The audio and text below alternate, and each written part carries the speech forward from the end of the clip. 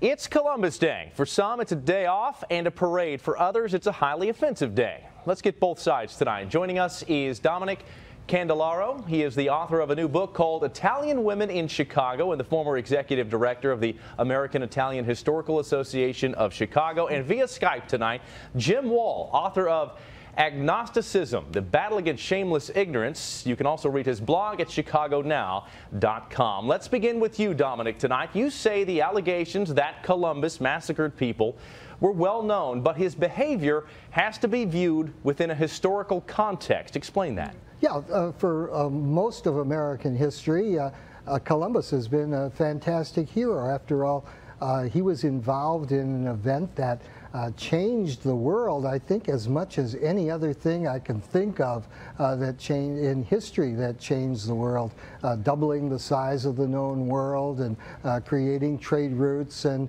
migrations of people and the emergence of the United States as a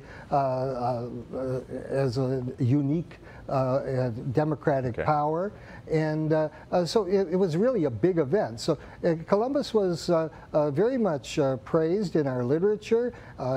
There's not a state that doesn't have a Columbus, at least one Columbus city in it. And Italian Americans latched on to the fact that Columbus was so popular. Columbus isn't celebrated in Italy as much, nearly as much as it is here. Yeah. All right. So historical context there. Jim, does Columbus deserve a pass here because of the era in which he lived? No. Well, first off, Dominic is absolutely right. The history has been very kind to Columbus. The stories have been very positive. The reason why you're seeing a backlash against Columbus now and people denouncing Columbus is because people are finding the truth. We're not talking about the initial voyage of 1492.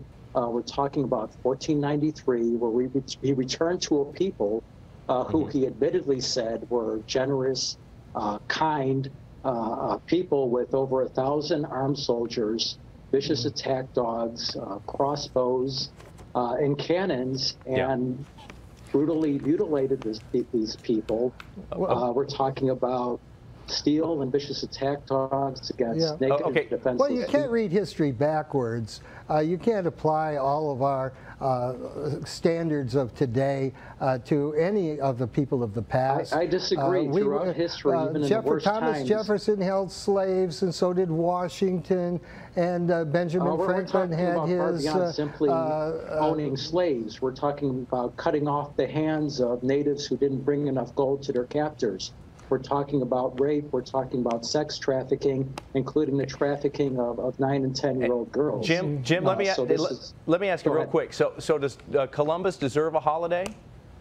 No, we can do better. The people that celebrate are the people that transcended the brutal times that we lived in, not people like Columbus that added to the moral decline. Well, Italian Americans are not willing to give up Columbus Day because looking back in our history, when Italian Americans were not much respected, they latched on to the popularity and respect that was held for Columbus. And, but how many of them were told the truth about him? Well, I don't know whether the truth meant anything at that point. It was just that the general population, the general public opinion was very positive toward Columbus. Italians identified with Columbus and gained more acceptance as a result of that. And so he became the hero. They were lied to. They weren't told the truth. And Columbus Day became an Italian-American holiday. All right, guys, I got to cut you off there for time purposes. Dominic Candeloro and Jim Wall, thank you both for joining us tonight.